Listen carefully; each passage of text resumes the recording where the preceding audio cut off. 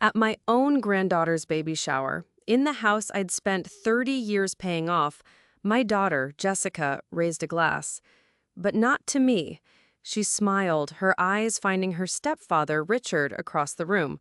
"This is the man I wish had raised me," she announced, her voice ringing with a conviction that cut deeper than any knife. "He's the only real grandfather my daughter will ever know." A wave of applause filled the room. No one noticed as I slipped away unnoticed, my heart a lead weight in my chest.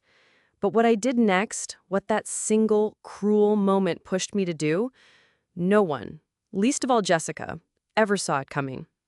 That's the end of the story, but it's also the beginning. Before we get into the details of that day and the fallout that changed all of our lives forever, I want to welcome you. Thank you for being here. It means a lot to me to share this. I'd love to know where you're watching from, what city or what country. Drop it in the comments below and let me know what time it is where you are. It's always amazing to see how far these stories can reach. My name is Frank. I'm in my late 50s, and for most of my adult life, I was the man who couldn't say no. Not out of weakness, but because I thought that's what love was. Quiet, steady, unconditional. I'm a carpenter, a handyman here in the suburbs of Cleveland, Ohio. My hands are calloused, my back aches most days, but I've always found a simple pride in building things, in fixing what's broken. It's a straightforward life, or at least it used to be. The first time I said yes when I should have screamed no was my daughter, Jessica, was 8 years old. Her mother, my ex-wife, Brenda, had just married Richard, a slick businessman who smelled of expensive cologne and quiet condescension. They had a new house, a massive colonial with a swimming pool and a 3-car garage. My place is, and still is, a simple 2-bedroom bungalow. It's where I taught Jess to ride her bike, where we'd build forts out of couch cushions on rainy Saturdays. I'll never forget the day she sat on my lap, her small hands fiddling with a button on my flannel shirt. "Daddy," she said, her voice small, "Mommy and Richard said I can have my own pony if I live with them all the time." My heart fractured. A pony. I was working 60-hour weeks just to make sure she had new sneakers for school, and he was offering her a pony. I looked into her hopeful, innocent eyes, and I did what I always did. I put her happiness before my own heart. I swallowed the jagged lump in my throat, forced a smile, and said, "Well, that sounds wonderful, sweetheart. Of course." That weekend, I packed her little suitcase myself. I drove her over to that gleaming mansion. She ran inside without a backward glance. I sat in my truck in their driveway for 20 minutes, the engine off, my hands frozen on the steering wheel, just listening to the silence she'd left behind. I didn't cry. I just said yes to the empty space in my house. It was the first of 1,000 cuts, each one deeper than the last, all made by the same loving, misguided word. I thought that by giving her everything she wanted, I was showing her how much I loved her. But all I was really doing was teaching her that my own feelings, my own presence, didn't matter. I was teaching her how to erase me. And I was a very good teacher. I had no idea that this first yes was setting a precedent for 2 decades of pain, a long, slow surrender that would lead us to that devastating moment at the baby shower. What I didn't understand then was that every time you say yes when you should say no, you're not just giving something away. You're carving a piece out of yourself. And I had been carving for a very, very long time. The years passed in a blur of weekend visits and holiday dares where I always felt more like a guest than a father. Richard was always there, a permanent fixture in a pastel blazer, making subtle jokes about my old truck or the scuffs on my work boots. Jessica, caught in the middle, slowly drifted toward his world of country clubs and European vacations. I told myself it was normal. She was growing up. But the distance felt less like a natural drift and more like a deliberate pull. The next big yes came when Jessica was heading off to college. Brenda called me, her voice dripping with that syrupy sweetness she always used when she wanted something. "Frank, darling, we have a wonderful opportunity for Jessica." She went on to explain something she called a matching scholarship fund at the university. She claimed that for every dollar the family contributed to this special fund, the university would match it, a golden opportunity, she called it. Richard and I have already put in our share, a significant amount, she said, a hint of pride in her voice. We just need you to contribute your part to maximize the benefit for our girl. My heart swelled with a familiar mix of pride and anxiety. I didn't have Richard's money. My savings were modest, a small nest egg I was carefully building for my own retirement, a day that seemed to be getting farther and farther away. But this was for Jessica's future. How could I say no? So I didn't. I went to the bank the next day. I sat across from a young man in a tie who looked at my statement with concern. "Mr. Thompson, this is a significant portion of your retirement savings," he advised. I just nodded and signed the papers. For the next 2 years, I took on every side job I could find. I worked weekends, evenings, fixing leaky faucets and building decks until my body screamed in protest. Every extra dollar went into that fund. I'd picture Jessica in a lecture hall, getting the education I never had, and the exhaustion would feel worth it. It was about a year into this arrangement that I ran into my old neighbor, Mary, at the grocery store. Mary was a sweet, no-nonsense woman who had watched Jessica grow up. "Frank, so good to see you," she said, giving me a warm hug. "I saw pictures of Jessica on Facebook the other day. My goodness, that trip to Italy looked amazing, and that new sports car she has is just stunning." My blood ran cold. Italy? A sports car? I forced a laugh. "Oh, you know Richard. He likes to spoil her." Mary looked at me, her brow furrowed with concern. "I suppose," she said slowly, "it's just with you working so hard for her scholarship and all?" I mumbled something about it being a new program and quickly changed the subject. But as I drove home, her words echoed in my head. A seed of doubt had been planted. But I did what I always did. I buried it. I buried it under the love I had for my daughter. I chose to believe in her, to believe that I was helping build her future, not funding a lifestyle of luxury I couldn't even imagine. I chose to trust them. It was a choice that made their later betrayals cut so much deeper, because it wasn't just my money they took, it was my faith. And that blind faith was about to be tested in the most public, humiliating way possible. A few years after college, Jessica called me. The second I heard her voice, I knew something was up. It had a formal, rehearsed quality, like she was reading from a script. "Dad, I have some wonderful news," she said, a forced brightness in her tone.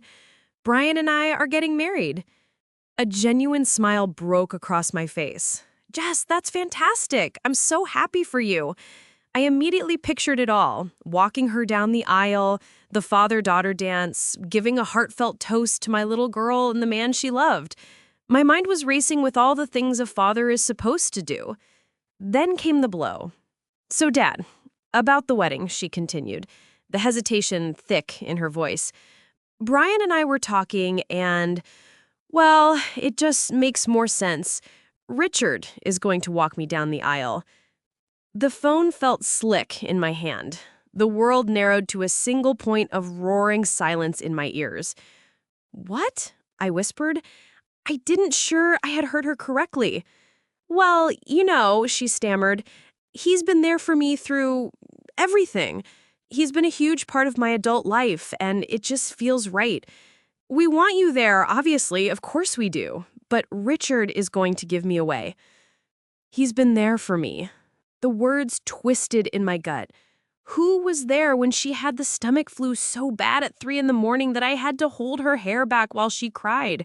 Who spent an entire weekend building that ridiculous life-size dollhouse she just had to have for her 10th birthday? Who taught her how to check the oil in her first car? He hadn't been there for any of that. He'd just been there to write the checks. But all I said was, "Okay, sweetheart, I understand." My role in the wedding became that of a financial contributor and a background extra. Brenda called a week later with a list. "Frank, we found the most perfect dress for Jess. It's a bit pricey, but I know you'll want to help out. And the photographer is first rate." The list went on. I said yes to all of it. I paid for the wedding dress she would wear while another man walked her toward her future. I paid for half the photographer who would capture images of Richard beaming at her side, his hand on her arm. On the day of the wedding, I put on my best suit, the one I'd had for 10 years. I felt like an imposter. I watched from the 5th row as my daughter, my beautiful, radiant daughter, took the arm of a man who entered her life long after the hard parts were over. He walked her down that aisle like he had earned the right, like he had been the one to soothe her nightmares and bandage her scraped knees. He wore a boutonniere I had paid for. During the reception, one of Richard's cousins clapped me on the shoulder. "You must be the bride's uncle," she said cheerfully. I didn't have the strength to correct her. I just nodded. I smiled. I became the man who said yes to his own erasure. I was a ghost with a wallet, haunting the edges of my own daughter's life. This is the point in my story where I have to ask you, what would you have done? If you were in my shoes, sitting in that 5th row, watching it all unfold, would you have stood up and said something? Or would you have done what I did and swallowed the pain to keep the peace? Let me know your honest thoughts in the comments. I'm genuinely curious. I thought that was the worst it could get. I thought no pain could be sharper than that public sidelining. But I was wrong. The worst was yet to come, and it would happen in my own home. Years flew by, settling into a familiar pattern. I'd get calls from Jessica, usually when she needed something. A loan for a down payment on a new car, help fixing the plumbing in her and Brian's new house. I always showed up. I always said yes. I clung to those small moments of being needed, convincing myself they were a form of connection. Then came the news that she was pregnant. I was overjoyed. A grandchild. A chance, I thought, for a fresh start. A chance to be Grandpa Frank. To build a bond that couldn't be bought or replaced. A few months into her pregnancy, she called me. "Dad," she said, her voice unusually warm, "Brian and I were thinking, would it be okay if we had the baby shower at your house? It's just so much more cozy and more homey than Mom and Richard's place." Hope, that stubborn, foolish thing, bloomed in my chest. Homey. She had used the word homey. It felt like a recognition, an olive branch. "Of course, Jess," I said, my voice thick with emotion. "I would be honored." I threw myself into the preparations. This wasn't just going to be a party, it was going to be a testament to my love.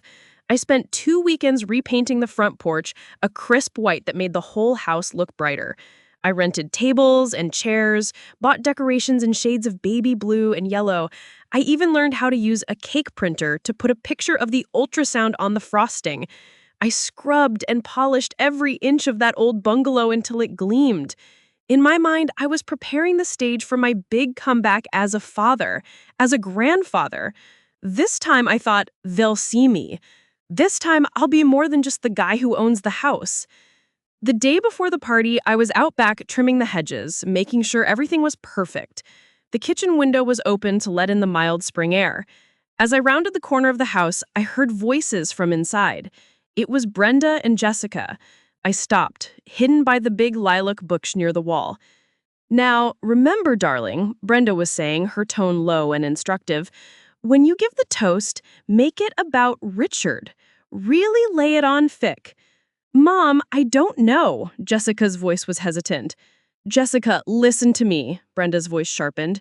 "Richard has been incredibly generous. He's setting up a trust fund for Chloe. This is important. You need to make it clear who the real provider is in this family. Talk about how he's the father you always wished you had, how he's the one who truly shaped you. It will mean the world to him." There was a pause. I held my breath, praying my daughter would refuse, that she would defend me. Then I heard her sigh. "Okay, Mom. Okay, I'll do it." I felt the blood drain from my face. My hedge trimmers fell from my hand, clattering onto the grass. It wasn't a misunderstanding. It wasn't a thoughtless slight. It was a transaction, a performance, rehearsed and calculated, in exchange for a trust fund. My love, my home, my efforts, they were just the stage for their carefully constructed play. I stood there, hidden behind the lilac bush, the scent of its flowers suddenly cloying and sick. I felt a cold dread settle deep in my bones. I knew, with a certainty that chilled me to my very soul, that tomorrow wasn't going to be a celebration, it was going to be an execution. And I was the one who had built the gallows. The day of the baby shower arrived, deceptively bright and sunny. I played my part. I smiled, I greeted guests, I refilled drinks and passed around trays of food I'd spent all morning preparing. I was a gracious host, a smiling phantom in my own home. Brenda and Richard arrived like royalty.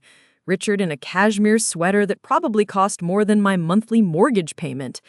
He surveyed my backyard, the tables I had arranged, the decorations I had hung, and gave a small, approving nod, as if he were inspecting the work of a hired hand.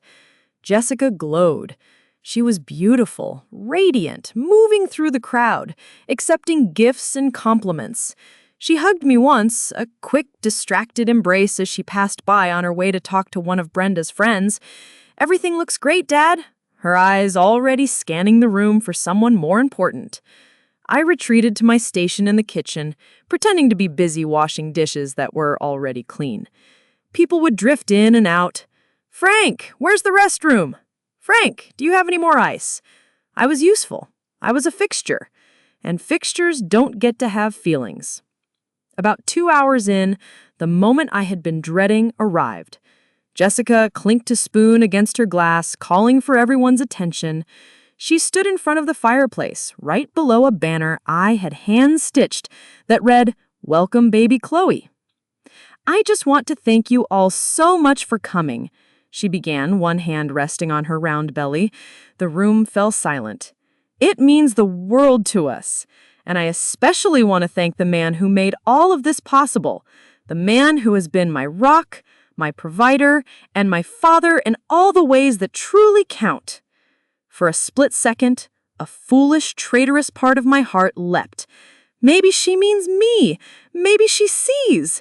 Then she turned, her smile wide and brilliant, and raised her glass toward Richard.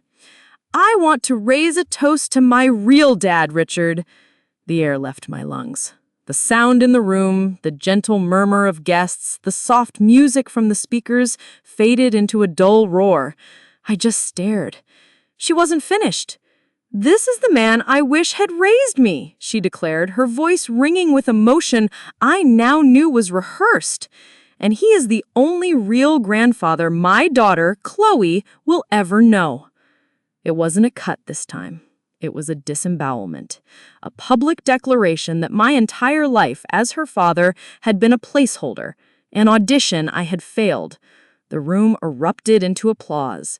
People were smiling, nodding, some even wiping away a tear at the touching sentiment. Richard gave a magnanimous nod, accepting the tribute as his due. No one looked at me. No one noticed the man in the kitchen whose world had just been reduced to rubble. I was a part of the house. I was the foundation they all stood upon, invisible and utterly taken for granted. I backed away slowly, out of the kitchen, down the dim hallway, past the photos on the wall of a little girl with a gappy smile who used to call me her hero. I walked up the stairs, each step an immense effort. I went into her old bedroom, the one I'd kept just as she'd left it years ago. I closed the door, shutting out the sounds of their celebration. The darkness in the room was a comfort. It matched the darkness that had just consumed me. I sat on the edge of her bed, the springs groaning in protest, and in the suffocating silence, a single, cold, and terrifyingly clear idea began to form in my mind. An idea that would change everything. I don't know how long I sat there in the dark. An hour? 2? The sounds of the party downstairs eventually faded, replaced by the slamming of car doors and cheerful goodbyes. Then silence. A heavy, suffocating silence filled with the ghosts of laughter that hadn't been for me. Eventually, my body moved on its own. It was the muscle memory of a man used to cleaning up after everyone else. I went downstairs and started bagging up the paper plates and plastic cups. I folded the stained tablecloths. I moved through the wreckage of the party like an automaton, my mind a million miles away. Each discarded napkin, each half-eaten piece of cake was a small monument to my own invisibility. I was in the kitchen, wiping down a counter that was already clean, when I saw it. The top drawer of my small filing cabinet was slightly ajar. A sliver of white paper was sticking out. I pulled it open.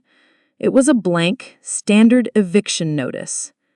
I had downloaded and printed it months ago during a particularly tight financial stretch when I had briefly considered renting out Jessica's old room to make ends meet. I'd never gone through with it, of course.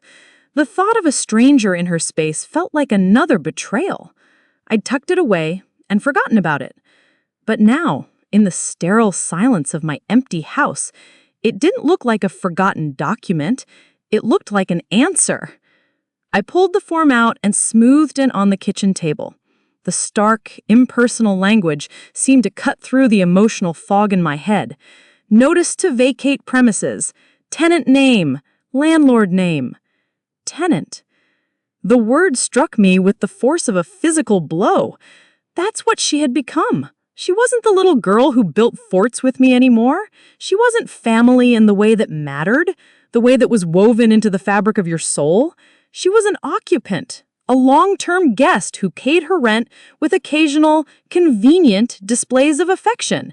She treated my home like a right, a comfortable fallback, a place to store her things and her body while her heart and her loyalty resided elsewhere. This house wasn't a home to her. It was a resource, and I was its keeper. For the first time in years, the fog of misplaced love and dutiful sacrifice began to clear. I saw the pattern with a brutal, painful clarity. The yes to her moving out, the yes to the college money, the yes to the wedding, the yes to the baby shower. It was a long ledger of withdrawals from an account I was the only one ever making deposits into. I walked over to the pen cup by the phone, my movements slow and deliberate. I sat back down at the kitchen table. The cheap ballpoint pen felt heavy in my hand. Under the line for tenant name, I didn't hesitate. Letter by letter, I wrote, Jessica Miller. My handwriting was steady. When I reached the bottom and signed my name, Frank Thompson, under the landlord/owner line, I didn't feel anger. I didn't feel vengeance. I felt a weight I didn't even realize I'd been carrying begin to lift from my shoulders. I slid the notice into a plain white envelope. No note, no explanation, just the cold, hard fact of it. I walked into the living room and placed the envelope on the hallway table, right next to a towering gift of diapers someone had brought, wrapped in cheerful pink ribbons. One represented the future she was building with them. The other represented the boundary I was finally building for myself. And I knew, without a shadow of a doubt, which one was more important now. That night, I didn't sleep in my own bed. I couldn't bring myself to go through the motions of a normal night. Instead, I lay on the couch, the one we used to build forts on, and stared at the dark ceiling. The house was finally, truly quiet. And in that quiet, I didn't feel lonely. I felt still. I felt like a man who had finally stopped chasing a bus that had left the station 20 years ago. The next morning, I was up before the sun, a habit ingrained from decades of early workdays. I made a pot of coffee and stood by the kitchen window, watching the world wake up. I wasn't waiting for anyone. I wasn't listening for footsteps on the stairs. I was just being. Then I heard them. The soft, shuffling sound of slippers on the hardwood floor. Jessica. I didn't turn. I kept my back to her, my hands wrapped around the warm mug, a silent fortress. I heard her pad into the living room where the remnants of the party still lingered like a bad memory. Then I heard the sound I was waiting for, a faint rustle of paper, a pause, the kind of loaded silence that happens when someone reads something that changes the temperature of the room. The tearing of the envelope was slow, hesitant. Then, more silence. I could picture her reading it, her eyes scanning the legal text, her brain trying to process what it meant, trying to fit it into the world where I was the predictable, reliable, ever-accommodating background character. Her voice, when it finally came, was not what I expected. It wasn't a scream of rage, it wasn't a sob of disbelief, it wasn't a desperate plea. It was low, flat, and utterly devoid of emotion. Fine. That one word, spoken into the quiet morning air, hit me harder than any argument could have. It was an acceptance, a surrender. It was the sound of someone who, deep down, wasn't entirely surprised. It was the sound of someone who knew they had pushed too far, who had finally found the line they didn't know existed. She placed the paper down on the table with a quiet finality. I heard her turn and walk, slowly and deliberately, back up the stairs. That's when it hit me. She wasn't going to fight. She wasn't going to apologize. She knew she was wrong, and her only response was the coldest, most dismissive word she could find. Before I tell you what she did next and what happened when her stepfather, Richard, got involved, I just want to take a moment to thank you all for listening this far. This isn't an easy story to tell. If you're still with me on this journey, do me a favor and just comment with the number 1 down below. It helps me know you're out there, and it honestly gives me the strength to keep going. Thank you. So she went upstairs, and I was left alone in the kitchen with her single, cold word hanging in the air like a ghost. I didn't know what would happen next, but I knew the man who always said yes was gone for good. A few hours later, I was in my workshop out in the garage, the smell of sawdust and varnish a familiar comfort. I was trying to lose myself in the simple, honest work of sanding a piece of oak when I heard it. The purr of a high-end engine, followed by the decisive, expensive-sounding thud of a car door. Richard's Lexus. I put down my sandpaper and wiped my hands on my jeans, my heart a steady, heavy drum in my chest. I walked out to the front of the house and stood on the porch, leaning against the railing I'd painted just days before. There they were. Richard stood in front, his arms crossed, a look of smug righteousness on his face. Jessica stood a step behind him, her gaze fixed on the ground, a supporting character in a drama he was directing. "Frank," began Richard, his voice smooth and condescending, like a lawyer addressing a slow-witted witness. "We need to talk about this stunt. You can't just throw your pregnant daughter on the street. That's not how family works." I let the silence hang for a moment, then tilted my head. "Family," I repeated softly. "Tell me, Richard, is it family to publicly humiliate a man in his own house?" He scoffed. "Oh, don't be so dramatic. Her toast was a little clumsy, that's all.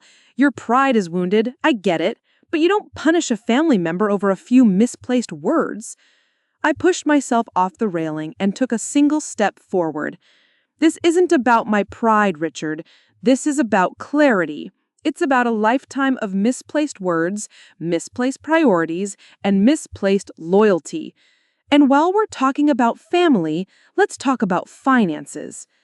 I saw a flicker of confusion in his eyes. Jessica looked up, a hint of panic on her face.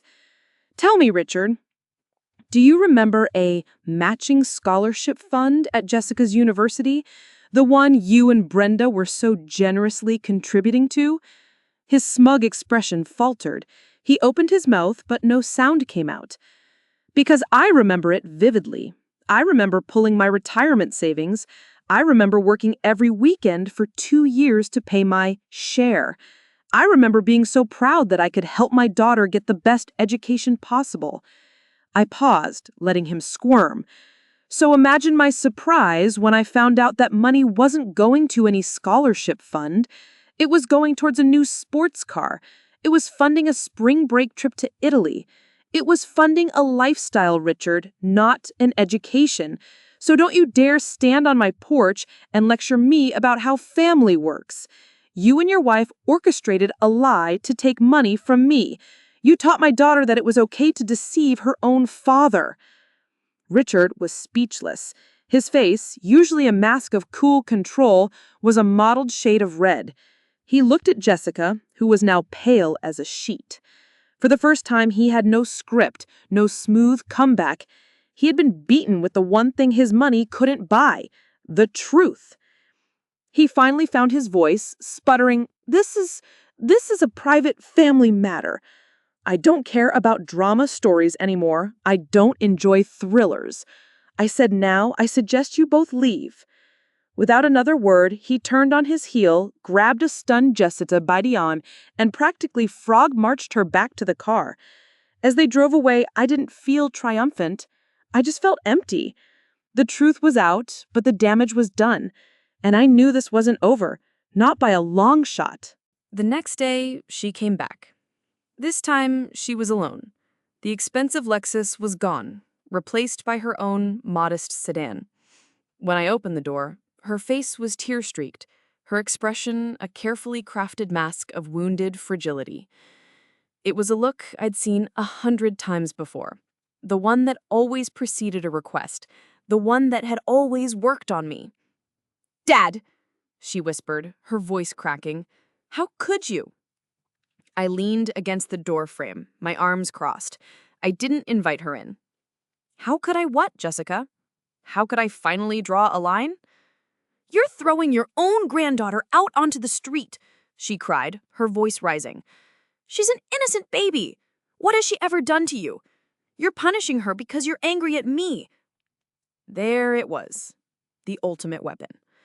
Using her unborn child, my own grandchild, as a human shield. The old Frank would have crumbled. The old Frank would have been flooded with guilt, rushing to apologize and smooth things over. But the old Frank was gone. "Don't you dare," I said, my voice low and dangerous. "Don't you dare use that child as a pawn in this. This has nothing to do with her and everything to do with you and the choices you have made for years." "I've made choices," she shot back, indignant. "You're the one being cruel. You're the one pushing me away." A sad, humorless laugh escaped my lips. "Pushing you away? Jessica, for 20 years, I have done nothing but try to pull you closer, and you have done nothing but walk away from me. I have stood in the shadows of every single milestone of your life and watched someone else take my place, and I let it happen. I smiled, I clapped, I paid the bills. I told myself that my quiet presence was enough." I took a step closer, my eyes boring into hers. But it wasn't enough. My love wasn't enough. My sacrifices weren't enough. And I finally realized, standing in my kitchen, listening to you toast the man you wish was your father, that I will never be enough for you. Not as long as he has his checkbook open. Her face crumpled. The manipulative tears were replaced by real ones, tears of shock and fury that her usual tactics weren't working. "I'm not the villain in your story, Jessica," I said, my voice softening slightly, not with weakness, but with a sad finality. "I'm just the chapter you've always skipped, and I'm done trying to get you to read it." She stared at me, her mouth opening and closing, speechless. She was waiting for me to break, to pull her into a hug and tell her it would all be okay. She was waiting for me to go back to being the man who always said yes. "You're a mother now, Jess. You'll have to figure it out." And with that, I gently closed the door, the click of the latch echoing the final closing of a chapter in my life. I leaned my forehead against the cool wood, listening as her footsteps retreated and her car started and drove away. I thought, with a heavy heart, that this had to be the end of it. The final, painful confrontation was over. But I was wrong. The hardest part was yet to come.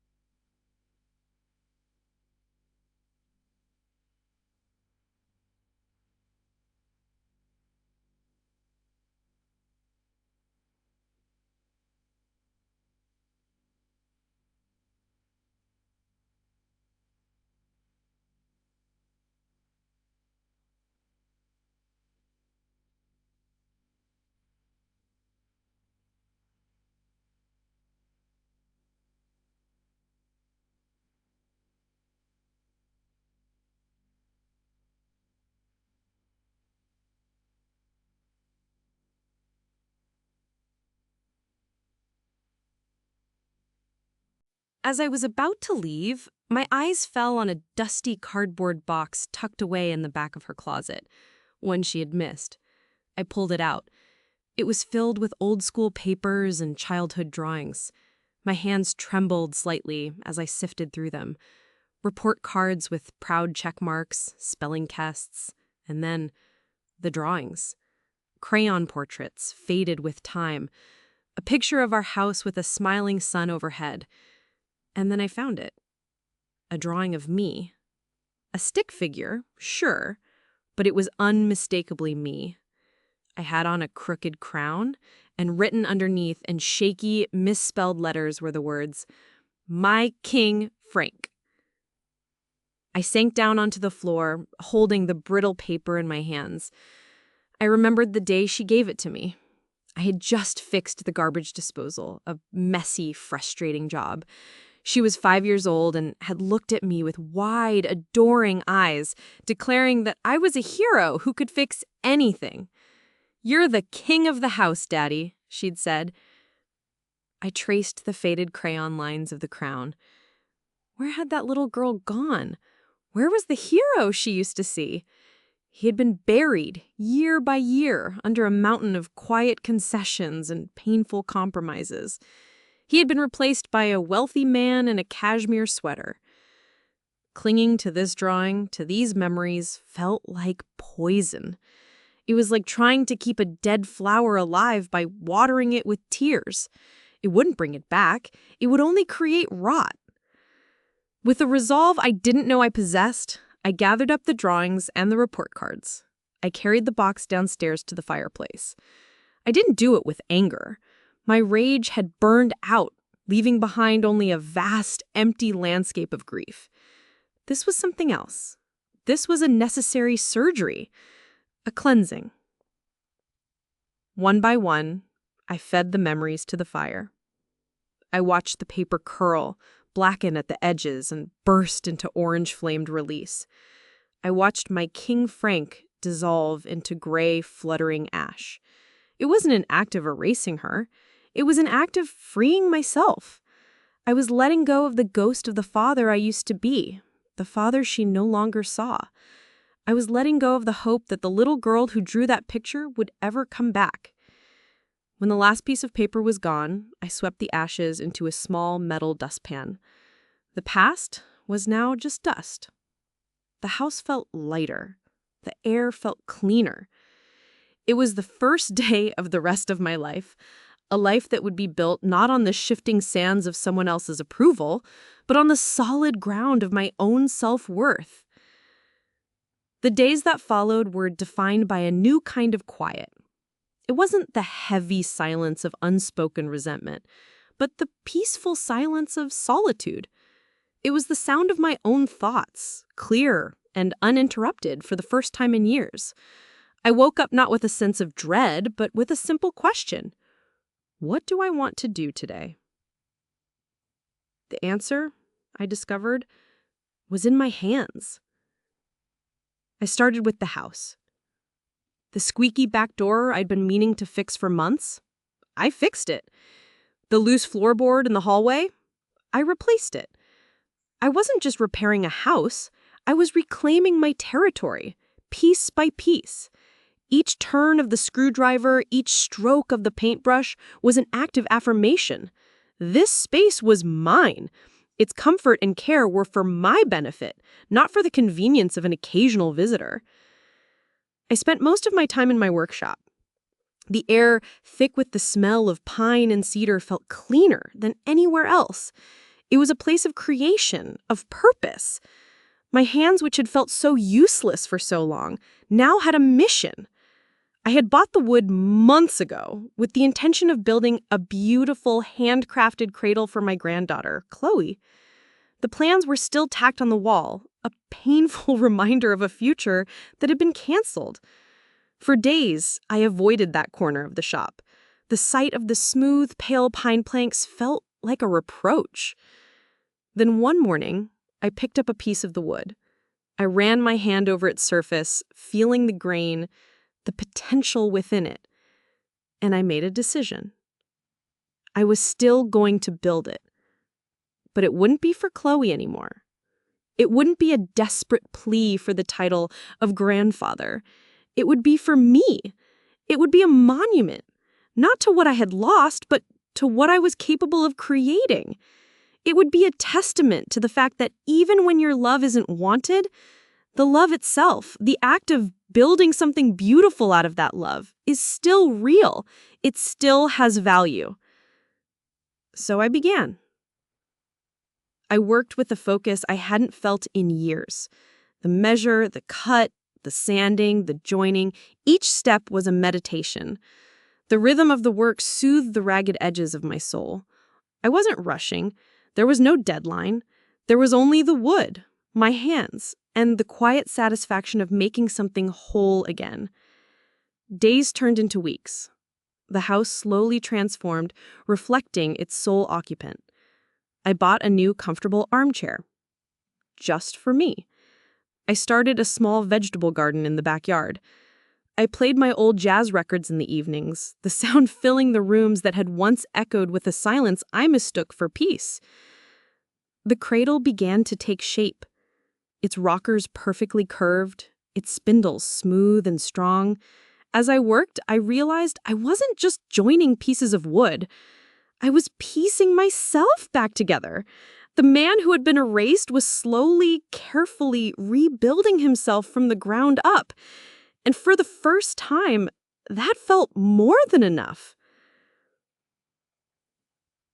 Life settled into a new, quiet rhythm. It was a simple existence, but it was mine. The constant, low-level anxiety that had been my companion for years had finally faded, replaced by a calm I hadn't realized was possible. I wasn't waiting by the phone anymore. I wasn't bracing for the next emotional blow. I was just living. One Tuesday evening, the phone rang. It was an unfamiliar number, but I answered it anyway. Frank? It's Mary from down the street, your old neighbor. Mary, how are you? I said, genuinely pleased to hear her voice. We chatted for a few minutes about the weather and her garden before her tone shifted. Listen, Frank, I don't mean to meddle, she began, her voice hesitant. But I saw Jessica today. At the Mark's grocery store. And well, I was worried. My hand tightened on the phone. Is she okay? Is the baby all right?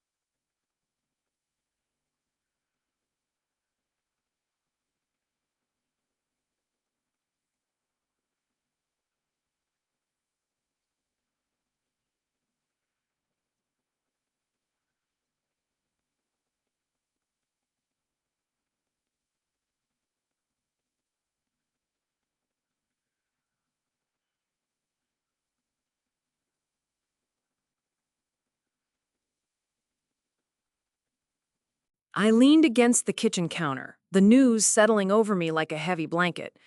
So Richard's generosity had its limits. It was conditional. It was based not on love, but on control and appearances. She told me she's living in a small apartment over in Lakewood, Mary added softly, working 2 jobs to make ends meet, a waitress and a cashier. She asked about you, Frank. What did she ask? I said, my voice barely a whisper. She just asked if you were doing okay. And then she started to cry. She said, I messed up so bad, Mary. I thought he was the prize, but he was just the cage. After I hung up the phone, I stood in my silent kitchen for a long time. I didn't feel a surge of victory. I didn't feel a cruel sense of, I told you so. I felt a profound, aching sadness. A sadness for the little girl who had been so dazzled by the glitter that she couldn't see the gold she already had. A sadness for the woman who was now learning, the hard way, that some things that shine are just gilded cages. I thought that was the end of it, a sad, distant report on the consequences of her choices. I thought the story between us was finally, truly over. But then, a week later, my phone buzzed with a text message from a number I didn't recognize, and my quiet, peaceful world was thrown into turmoil once again. The screen of my phone glowed in the dim light of my workshop. The text message was from an unknown number, but I knew instantly who it was from. My heart hammered against my ribs, a frantic, trapped bird. There were only 3 words. Can we talk? 3 words. So simple, so loaded. They carried the weight of 20 years of history, of pain, of hope, and of disappointment. My first instinct was to delete it, to block the number and pretend it never happened, to protect the fragile peace I had worked so hard to build. It would be so easy, just a few taps on a screen. But my thumb hovered over the delete button, unable to press it. I couldn't breathe. I stood up and walked out of the workshop, into the house. I walked from room to room, a ghost in my own life, the 3 words chasing me. Can we talk? What was there to talk about? Could words undo the public humiliation of the baby shower? Could they repay the money stolen through the college deception? Could they give me back the years I spent feeling like a second-class father? I stopped in the hallway, my gaze falling on the photos I'd never taken down. A picture of me and a 5-year-old Jessica at the zoo, her face sticky with cotton candy, her smile wide and pure. What would that little girl want me to do?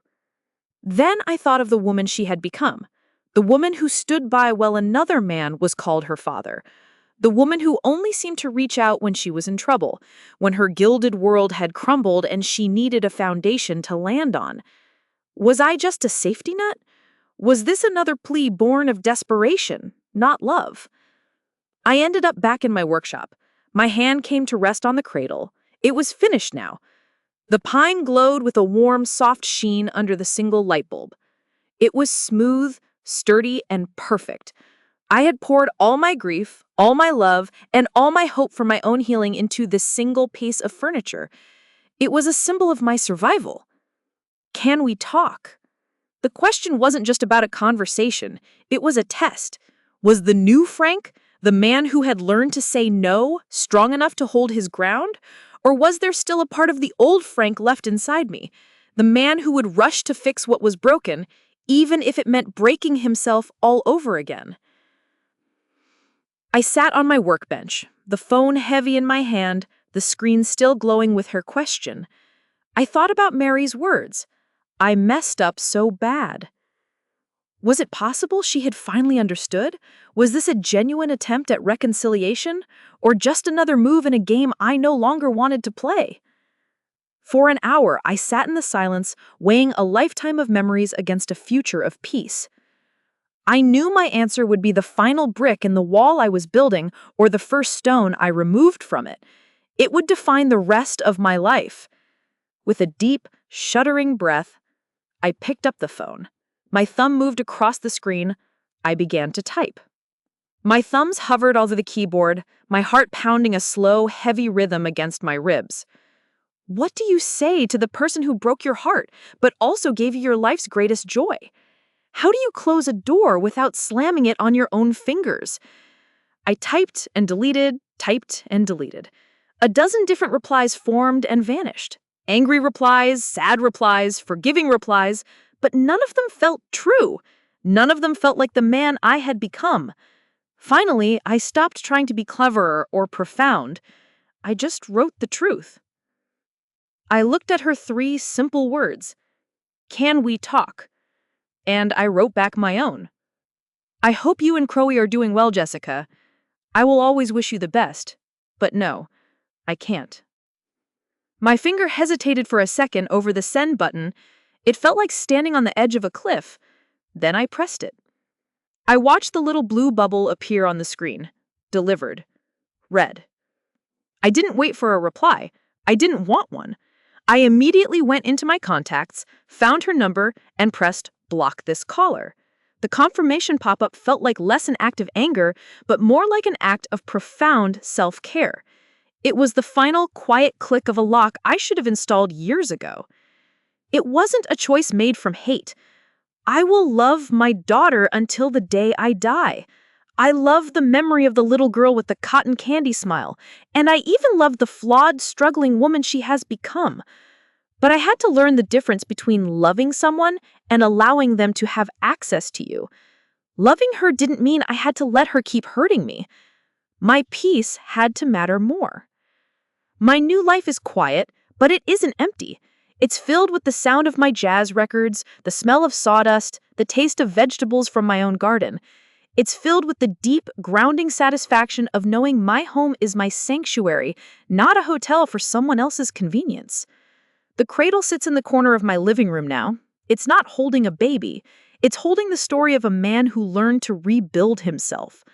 Sometimes I'll run my hand over the smooth, polished wood, and I feel a sense of peace that no amount of money or conditional love could ever buy.